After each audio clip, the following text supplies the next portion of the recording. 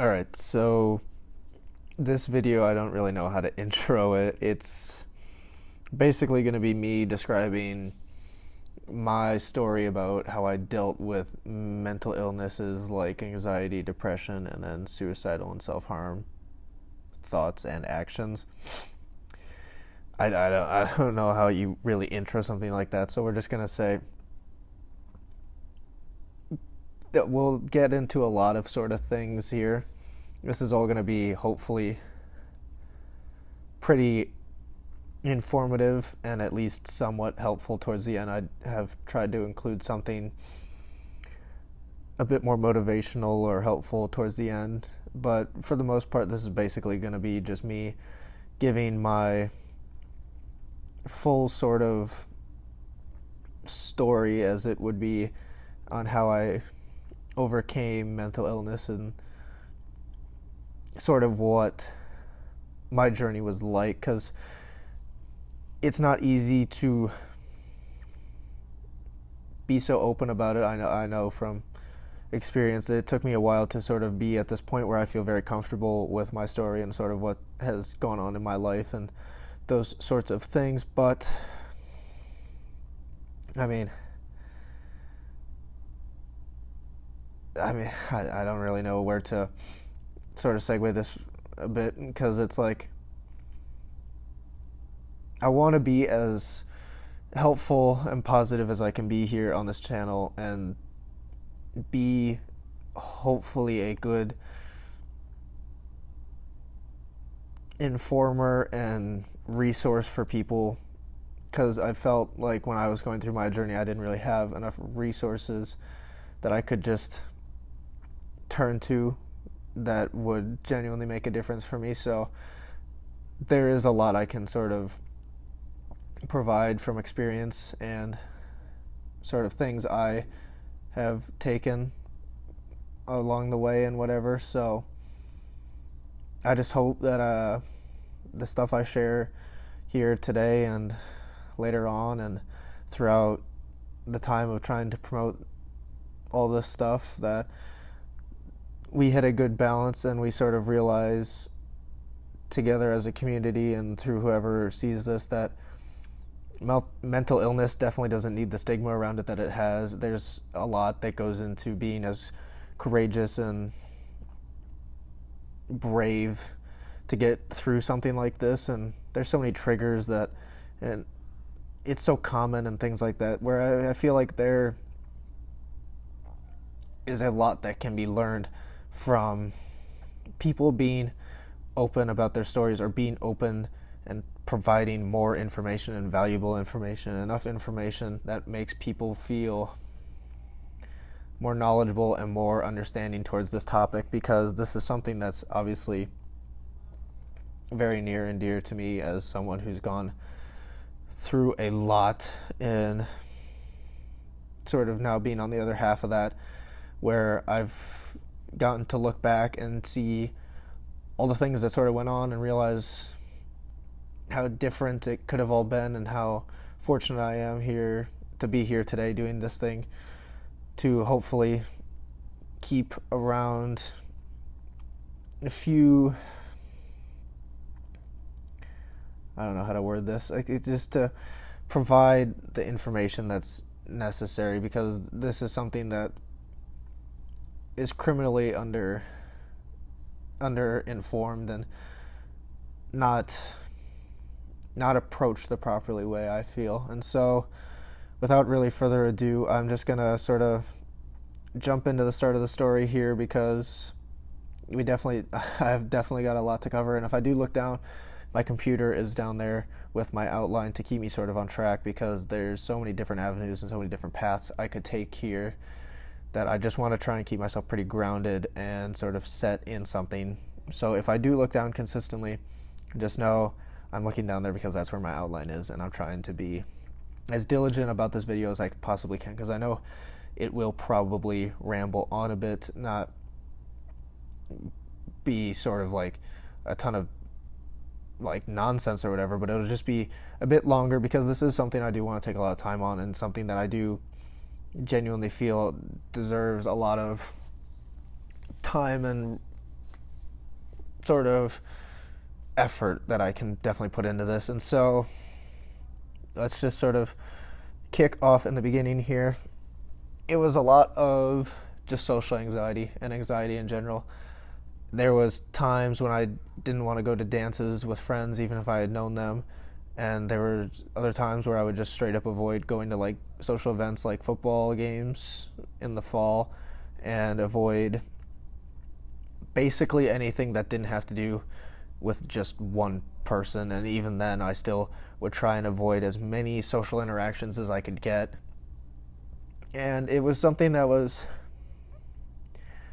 a bit out of character. It wasn't completely out of character, but it definitely was it was definitely a step back then versus a step forward now that I had become a high schooler, because this is the timeline is I started this sort of going in late 8th grade was when it sort of started, but it barely had happened, and then sort of transitioning into freshman year is when it definitely was more of a pressing issue than it was in 8th grade. And so there was just a lot of times when I would avoid just any social interaction because overall I was basically just afraid of what people thought of me as, and sort of how people would view me if they knew what the internal struggles I was going through were.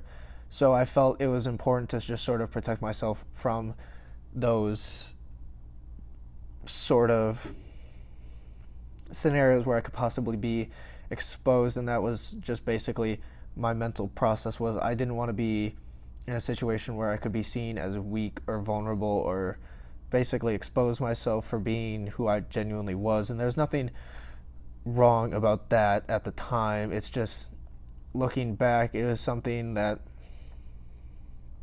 it's not shameful, but it's definitely like I lost out on a few memories or a period of time where I could have had a lot greater success if I had been able to open up and realize this sort of thing sooner. But what sort of changed it from anxiety into more of depression was my lack of athletic and academic success as we sort of transitioned into freshman year. It was always easy for me to be somewhat above average. I definitely was never a star or anything at any of the sports I played, but I was definitely at least above average, and I made the mid-tier of most teams I'd ever made. And then when I got to my high school, I'd made the lowest team I could make, and I had basically fallen off from a 3.6 to 3.7 down to like a 3.1, and that had really discouraged me because I had hoped of achieving a 3.7 throughout my entire time in high school. And it's just sort of my viewpoint was I had expected to be on a higher team for soccer, and I expected better academic success, and I didn't get any of that. And so I took that on myself, and that sort of built up a bad mental state of where I was judging myself and making myself feel boxed in based off of those things. And then it made me feel like I was that was how my friends would view me, is how I viewed myself was how everyone around me saw me, even though that definitely wasn't the case. It's just something that I had built up in my head, that was the only thing people saw me as was what I had viewed myself as. And then it built up definitely, and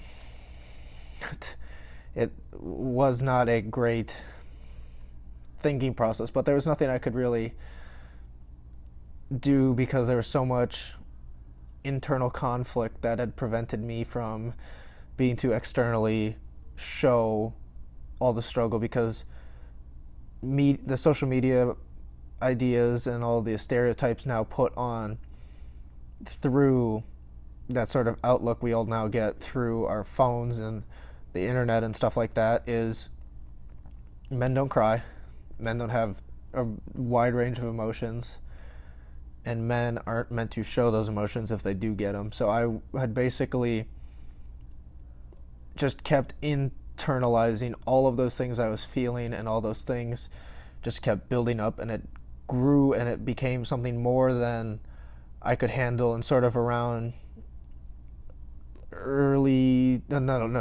late October to early November was when I sort of hit a point where it had all sort of built up, and it was me and my parents. We were talking about something I don't remember now, but I just remember being so internally conflicted and so frustrated at the time about what either we were talking about or just at myself, that something either my mom or my dad said, I don't remember because it was such a long time and such a hard memory to try and hold on to, that basically what happened was something that triggered me. And what I had done was I had turned and looked at my wall that was on that side, and I had balled up my hand in a fist, and I had gone like this into my wall. I punched a hole in the wall that was basically here and up. And then after that, I had sort of stormed into our bathroom that me and my brother share, and I had locked the door where the toilet is and just sort of sat on the toilet. I obviously didn't use it or anything, but I had locked myself in there, and I just began to cry, and it was such an emotional and frustrating and internal conflict experience that it all built up into this external showing of the punch, and then being so overwhelmed by all that stuff that I began to cry. And it was the first time I had really cried while I had been going through all of this, and it was sort of the first night where I realized this is definitely more than anxiety. This is definitely a bit more towards depression and a bit more towards what would become what I had gone through. And so I began to sort of think about how my mental illnesses had sort of started, because I was always pretty fortunate growing up. I had been a white kid from the suburban area in a good town with enough money to obviously be financially stable and always have meals and always be able to do things I wanted to do, and trips and sports and all those sorts of things. And I was always happy, and I was always academically successful. I was averagely successful at sports. And I couldn't realize why I had been affected, like why me, and sort of how did this happen? How am I at this point now? Why now? What happened to me? Sort of, how has everything gone so wrong when everything seemed to be doing great a few months ago even? And I think the thing I realized as it happened when I got out of the period or whatever was mental illness doesn't really have any boundaries or discrimination on anyone. This is something that will affect a lot of people and affect anyone, really, because everyone has their own mental health, and it's our job to ourselves and to others to sort of keep a positive and productive, healthy mental state going. Otherwise, these things can happen. Granted, there's triggers and things like that, which you can't really prevent or look out for, but there's also a lot of things we can do to sort of help people before it sort of happens. And there's a lot more we should be doing to sort of speak up for people, because I know for me it was terribly hard to speak out against what I had been feeling. I felt so internalized that there was nothing I could do to speak or share or do anything, because what would have been the point? There was no other person I had known that was going through this, or no other person I had known that had struggled or gone through trauma or something. And all those things didn't happen to me. It was just mental illness happened. No loss of a grandparent or family member, or big traumatic thing experienced to me, or even like a bad experience as a child that sort of scarred me or something. It just happened. And it's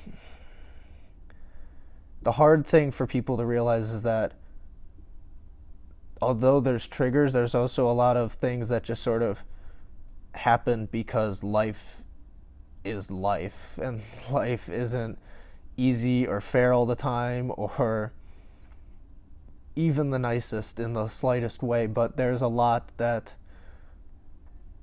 can be if everyone just sorts out what we need to do for each other, versus being so selfish and being so concerned about stereotypes and image and things like this, because there's so many materialistic things that can go wrong that lead to personal effects because we believe in those material things so much.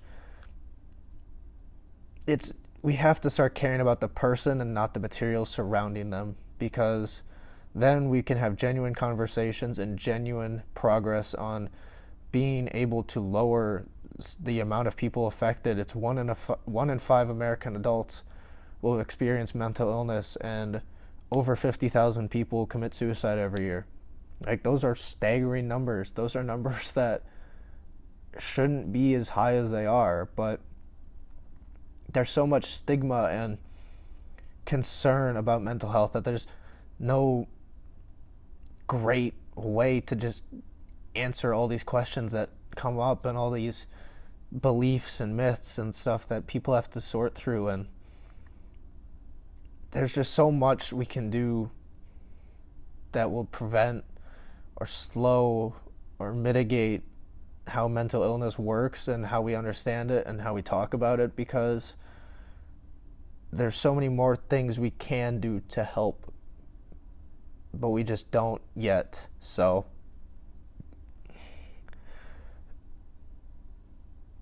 yeah, a bit of a tangent there, but I'll try and get back onto the story here. And so I'm going to move into an important topic of my whole journey, is that around the point after I had punched the hole in the wall that sort of night itself, I began to use a mask, a metaphorical mask, which would be my persona and my external sort of view that people got of me when I'd be in public or at school mainly, but obviously if I went to things outside of school, also there as well. But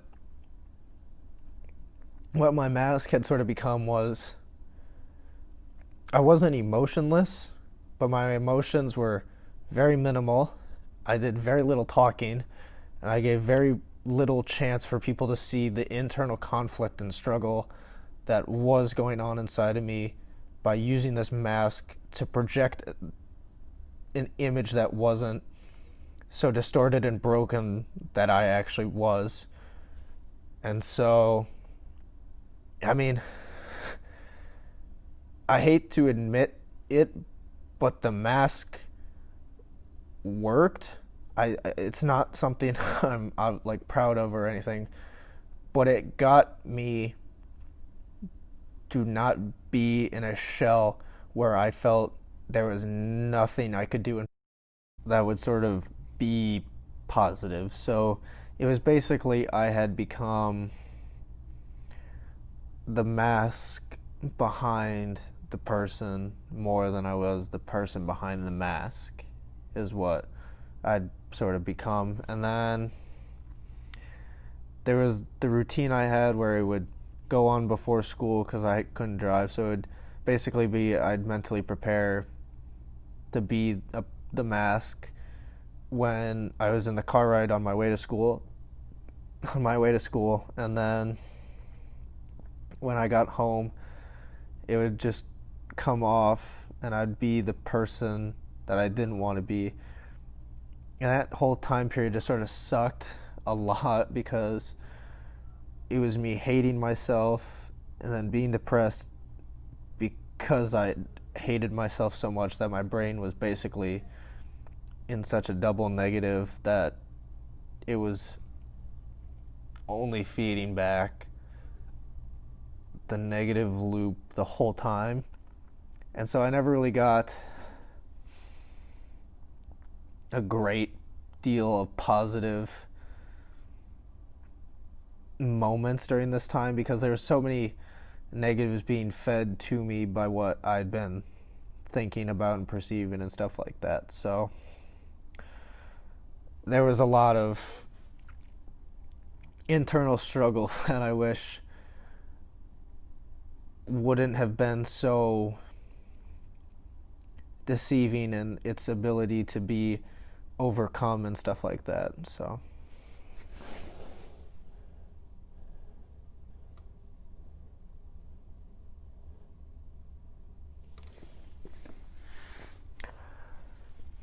and then sort of during the period after I began using my mask as sort of like that everyday thing, in sort of mid-January is when I definitely moved to the sort of self-harm and suicidal state of my journey. So if you think about the outline here, it basically went October to November, from like June of 8th grade to October of freshman year was all anxiety and social anxiety. And then sort of November to December was depression. And then by mid-January, I was already on to suicide and self-harm. So it had been a very rapid turn from just being anxiety to being way more than that. And there was a lot that I was internally going through that had become sort of the battle between being in two minds, is what I've sort of related it to. Was I wanted help at that point, but I was too afraid and scared of what people saw or would see of me if I admitted to all those things and admitted I needed help, because there was so much stereotypical belief that was so unacceptable to sort of feel this way, and that, oh, I could only be the only one going through this. I'm the only one who's experiencing these sort of things. And it made such a mental roadblock that you have to come and leap over and just see all the positives that really are there, because there's so many more positives you can take away here than the negatives. And it was so hard during this time. I've listed a couple of things I can say. There was a time when, a night at least, when there's a closet just sort of around the camera here that it's a walk-in closet, and there's enough space for me to basically fit and lay down, and I could sleep in there and whatever. And I'd done that in the past, but sort of just not for the reason I'd done it this time. It was I didn't want to be around anyone in my family. I had grown so independent because my mental state was so reliant on me being sort of who I thought I was. And I didn't think I was like a letdown or anything, but I definitely didn't feel as connected to my family as I once sort of was. And so that was also really hard. And basically, when I went to sleep in the closet, I'd not spoken, and I didn't plan on speaking, and I think I went from 6 at night to about 2 in the afternoon the next day, where I didn't say a word. I would just either watch YouTube or listen to music or cry or just think about things. And yet my mom slept on the couch, which is right behind the camera as well. And she would try and talk to me, and she would try and figure out what I was going through and what I was thinking and things like that. But when I didn't ever speak, she just sort of fell asleep on the couch and just kind of waited it out with me. I'm really grateful that she was there to be that supportive figure for me and also my dad during this, because it wasn't all my own that I was able to overcome. This is a lot of getting that belief from people around me that it was able to be fully recoverable and stuff like that. But there's other stories where we would go on cool trips and things like that, and I either wouldn't want to go, or I would be so sad and depressed when we were there that I didn't enjoy it as much, and I was using my mask still during this time, and so it made it feel like I was so disconnected from being there that I almost wasn't there. And that was really hard because I wrote a journal, which helped me a lot. I would write down the date and the exact minute of when I was starting the journal entry. And looking back at those times when I would be on those trips, like we had gone to Europe for spring break, very thankful that we did go. But I was reading the entries from when we were in Europe, and even though I'd be glad I was there was so much more negative that I was writing down that it really didn't seem like being there was even a thing. It just felt like I was at home almost, just experiencing that stuff from that sort of angle. It's kind of hard to explain, but it was like I was so disconnected that even being there didn't feel like I was there, because my mental state was so poor and so damaged and stuff like that. And in more depth on the suicide and self-harm, this is obviously, I'm going to say this is a trigger warning. I am going to share two very personal incidents, with one suicide, one self-harm, with the intention of suicide, as not in depth, but like in good detail, so I can put into good perspective how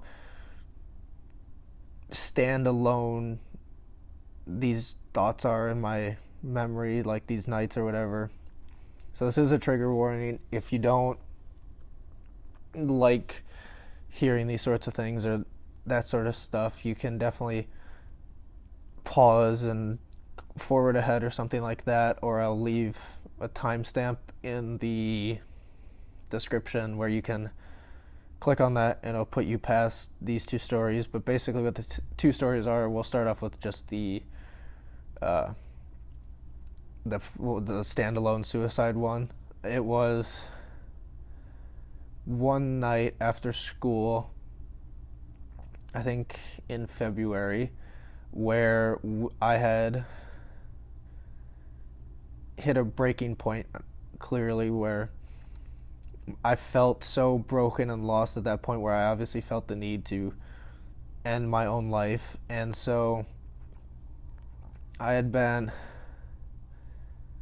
not collecting, but I had stored a amount of pills, which I thought would have been enough that would have killed me in a sort of secret container or whatever.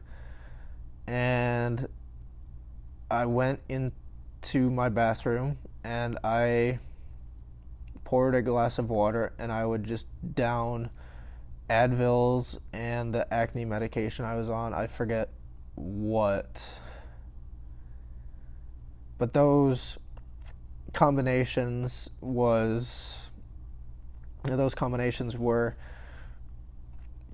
basically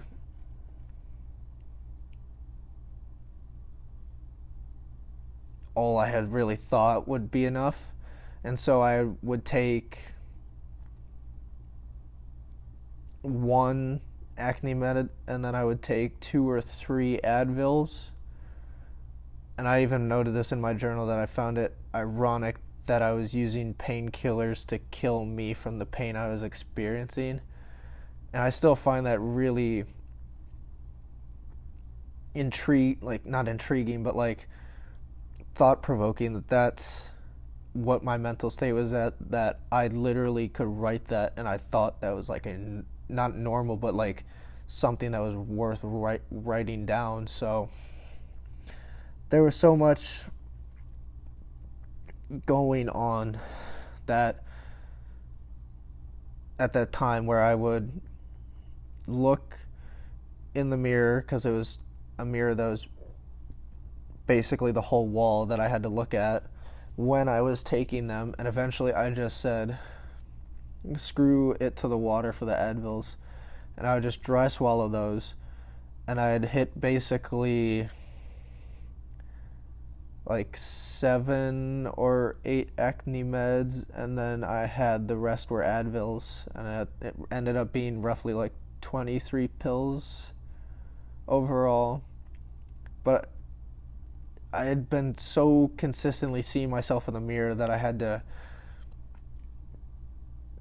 consistently look myself in the eye and tell myself how broken I was and how real what I was doing was. And so there was so much brokenness and emptiness inside of me that I felt as I was doing it. And then as I slowly progressed, just something inside of me changed and switched or something. But I just went back to bed and I stored the rest of the pills or whatever. And I didn't fall asleep right away. I stayed up basically the whole rest of the night. I probably got like 2-3 hours of sleep.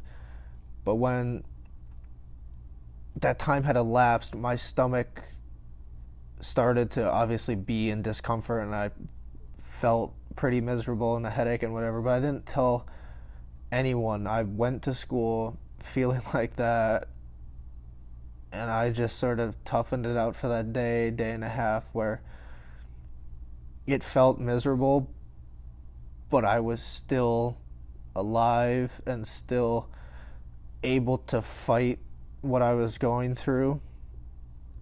And then I can come back to the other story later on, because that one definitely pertains to later on in my story, so I can save it for then.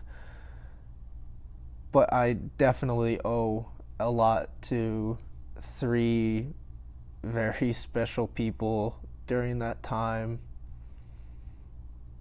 who were literally my ride or dies during that, because without them I probably wouldn't still be here and I probably wouldn't have made it through that experience. And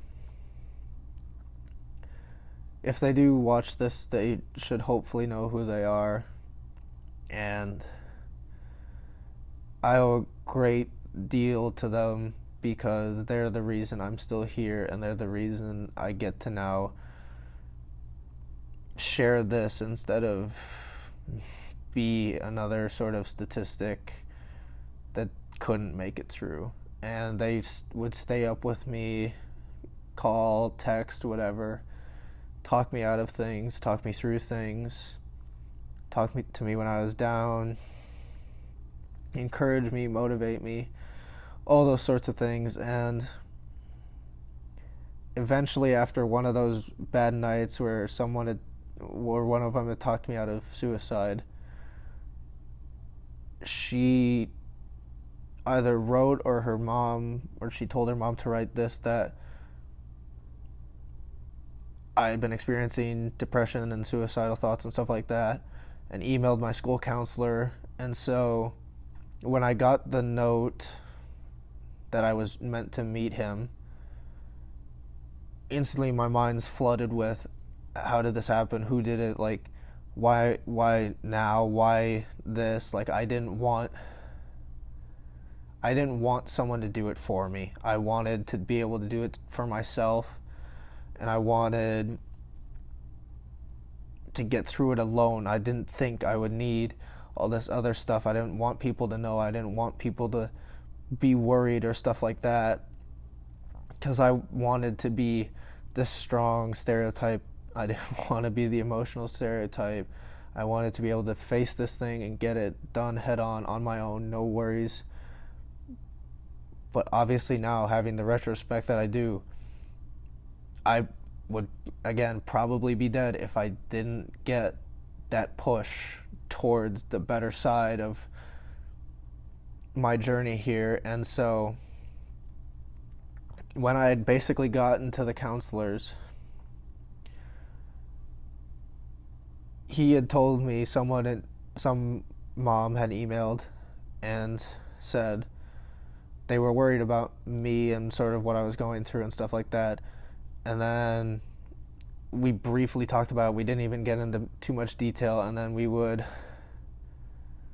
sort of just sit there in silence while he contacted my mom, and while he found a list that he could recommend for therapists and stuff like that. And sort of while I was waiting for my mom to get there, all the thoughts were processing in my head. I'm like, I was angry, I was frustrated, I was sad, I was broken. It was just a lot of negative feelings that didn't feel right.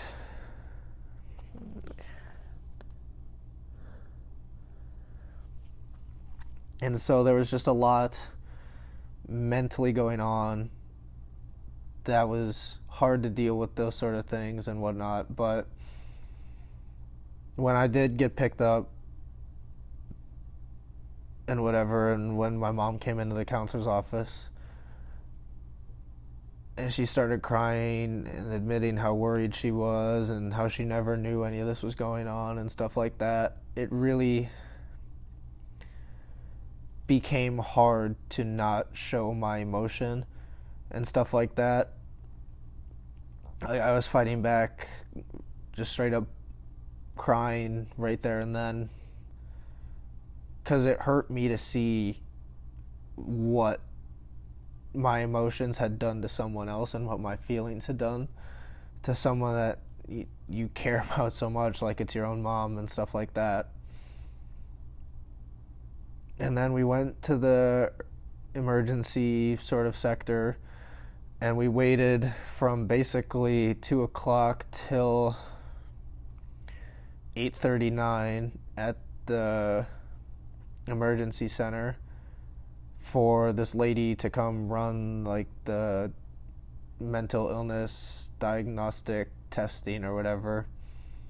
And while I sat there, there was just so much sort of going on in my head.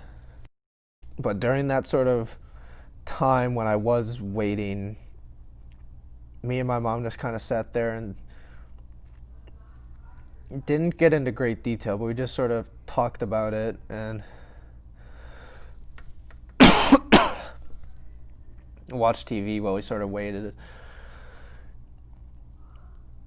And I guess I eventually sent a picture of me laying with the scrubs and a couple of blankets on to my friends who had snapped me while I was sort of just waiting.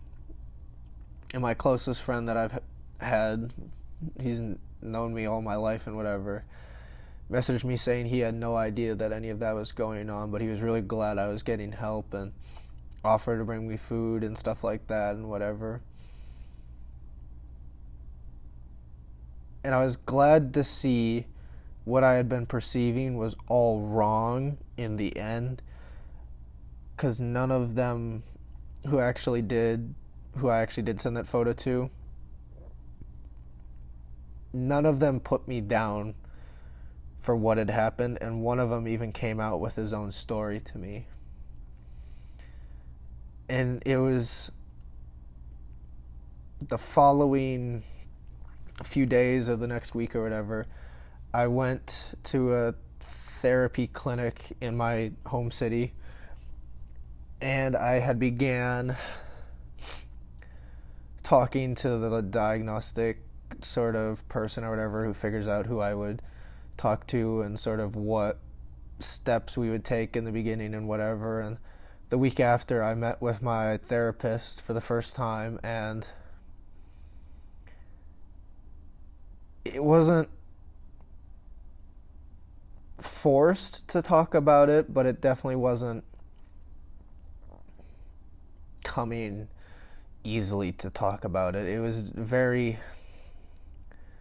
hard to be very open, and that made it all the more difficult to sort of balance out actually getting the right help and getting the help that was actually necessary and stuff like that. But eventually, slowly but surely, things got better. There was obviously times in there where I can now include this story or whatever, where things definitely weren't getting better, and there would be a couple of weeks or a string of weeks or whatever where things really weren't great. And there was a time where I had sat on the couch that's behind the camera, and I took my old computer cable. I'll put a trigger warning in now because I almost forgot. The trigger warning again. I'll put the timestamp in the description where it'll be past this or whatever if this does trigger anyone, so they don't have to hear this and hopefully avoid getting something triggered and something like that. But what had happened was I had like an old Chromebook, and it had a double like enforced cord or whatever that I could take off the battery pack, and I would wrap that around my neck, and I would try and pull through the back or whatever to get myself to choke out. And it was sort of a combination of self-harm and suicide.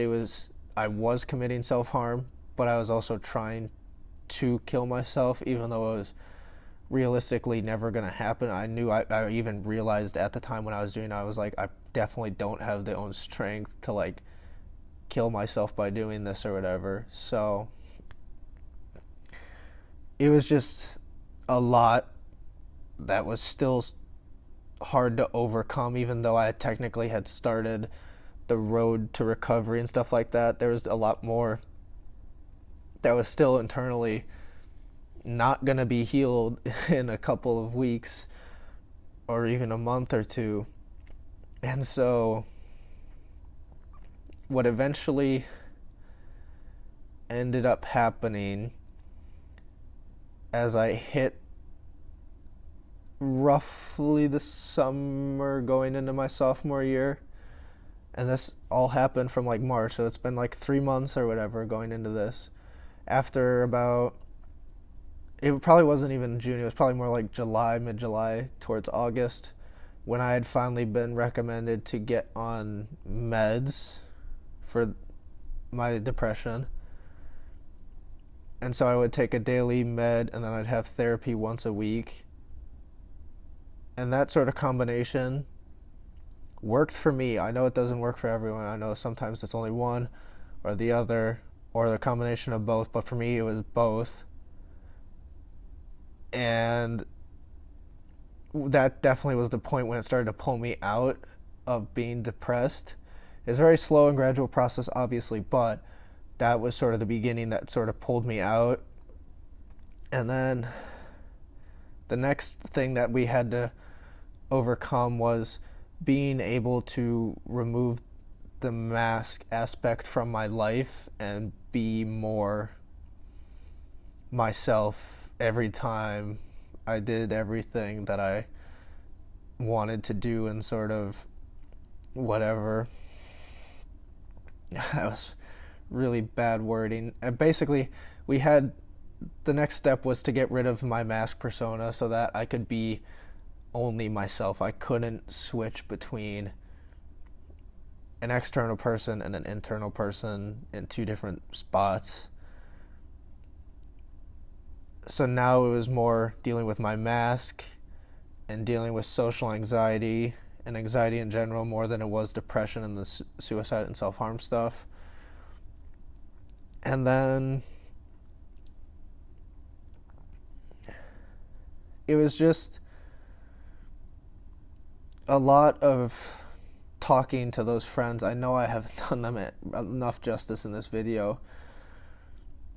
And talking to my therapist and taking the meds and all that sort of stuff and the progress checks and those things when I would get a monthly check-in on the meds and see if they're working and that.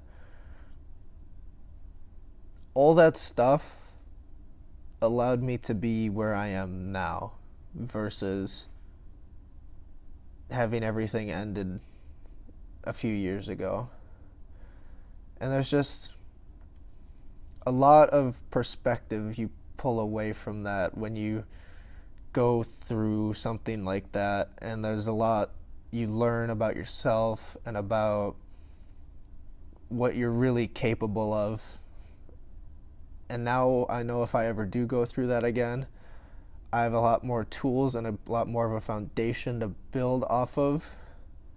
And I'm super grateful I can try and share those sort of tricks and helpful stuff with you guys, because what I went through I don't want anyone to go through, and what friends I know have gone through I don't want anyone else to go through it. Because now, being on the other side of it, I have helped and talked to people who do experience their own battle with mental illness and stuff like that, and there's just so much we can do to spread awareness versus a stigma on mental illness, because even after I recovered, it didn't feel like anything had changed to anyone that I knew, because no one knew that it happened and no one knew what I went through, because I was so private and so discreet about how broken and everything was.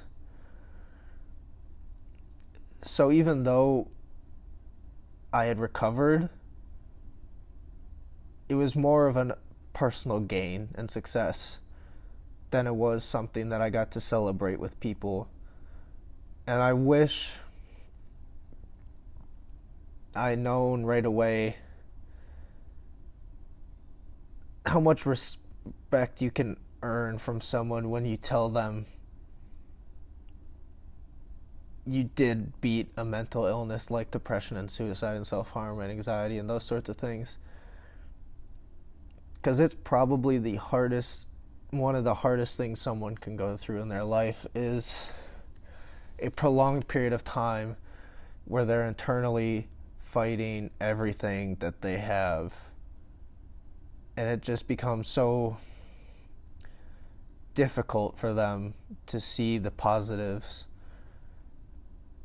And basically, how I'm ending this is my battle with depression and all that sort of stuff ended roughly around November of sophomore year. So it was a year and a half-ish long battle that I went on. I wouldn't trade the experience for anything, because I've learned so much more about myself, and it brought me a new meaning to a lot of things, and it allowed me to realize so many things that I didn't realize before. And now I can sort of share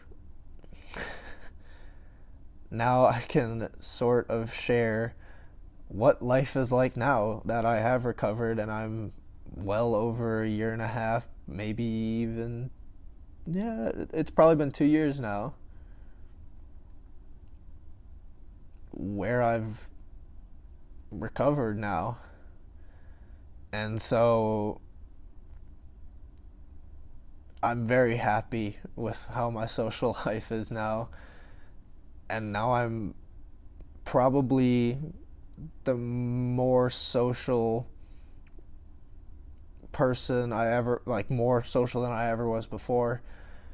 And now I just understand what social anxiety, like, what I can do to overcome that. I'm still on meds. I'm meant to take them daily, but we're trying to get off them a little bit and stuff like that. And now I have great relationships with friends and family. I don't have the constraints of being a burden, which I felt like I was. And I don't have the liability of being depressed and having bad nights or bad weeks or something like that, which would strain my relationship before. And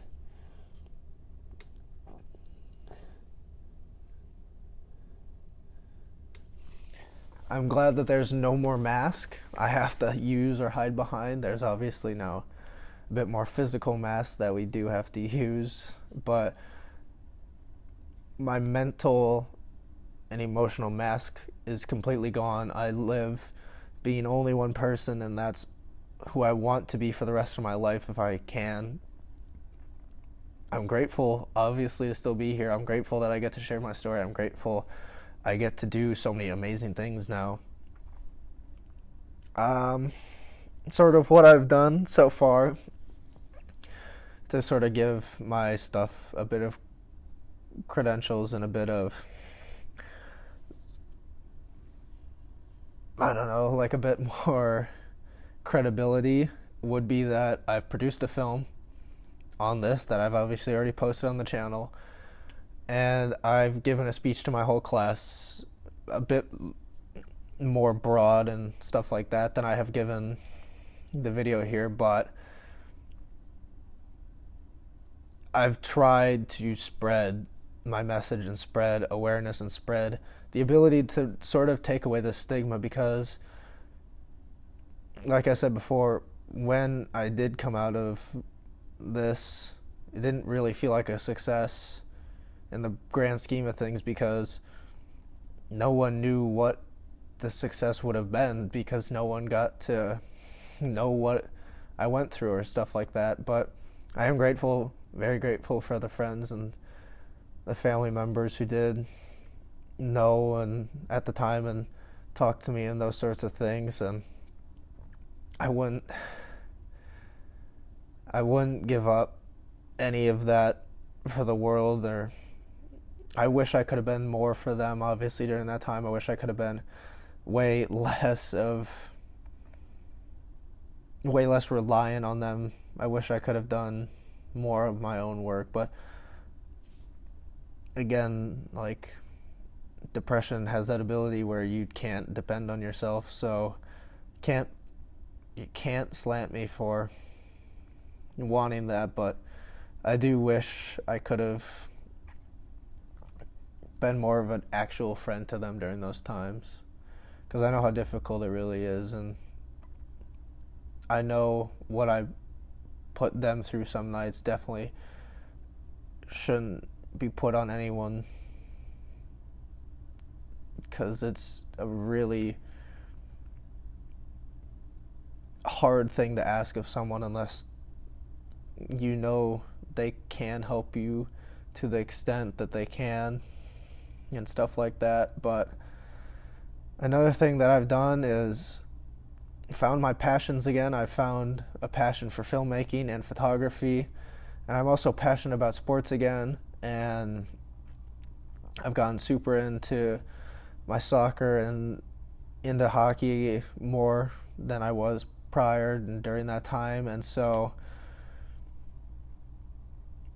I'm just glad I can do all of this, is basically what I'm trying to get at. I'm glad my story hasn't ended yet. And so some of the things I've learned is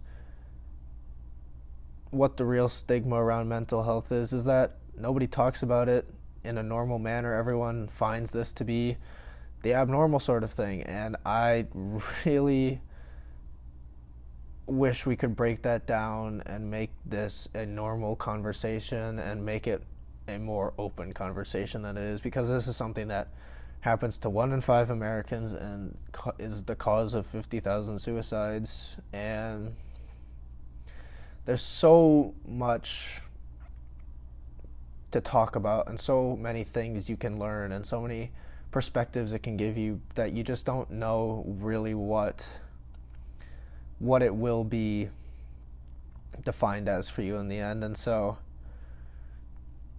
another thing I learned is how hard it is to be open when you're going through it, because all I wanted to do was protect myself, shell in myself, make myself impenetrable from something that could hurt me or harm me that I perceived was so hard to overcome and stuff like that. And then another thing would be how difficult it is that when you know you need help but you don't know how to ask for it, because you just feel so isolated and broken and all these things, and it becomes so difficult just to say I need help, because you just don't want to admit that, because again, we don't talk about this enough and we don't say how normal it is for someone to go through these sort of things. So another thing that I would say is, even when I knew I could have gotten help, or when friends asked to help me, I would deny the help because I was so arrogant about me being able to overcome this on my own, when I never probably would have been able to. And I would definitely have needed a few more pushes from them had I not gotten such a fortunate one from the one friend. And so another thing I want to share is how much better it gets when you do recover, because it's not permanent. It's not forever. It's not gonna define you. It's not gonna be the end all be all of you if you do end up suffering from some mental illness, because it's so common and it's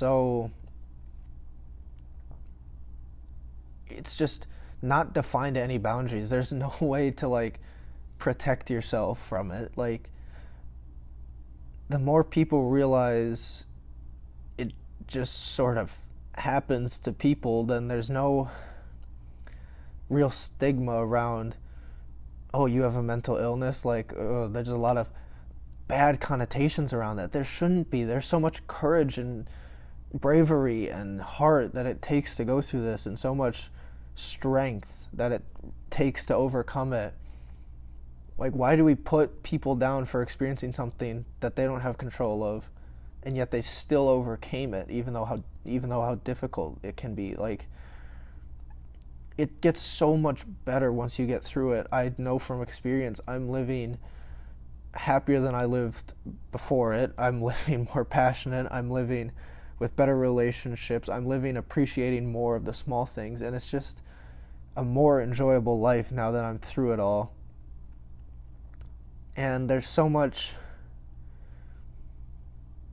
more to life than there is to worry about a few months or a couple of years, or even 5 years or 6 or 7 or 8. Like, there's no time limit where if things don't get better by then, it's a failure or it won't get better, because there's no limit to how long something can affect someone. People will react in different ways. People's brain chemicals or genes or something like that.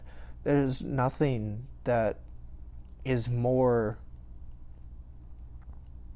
on an own, like a personal standpoint than mental illness, because everyone will react differently. Everyone could be affected by it differently. Everyone could experience it differently. Not every story is the same. Not every story is even close to being the same.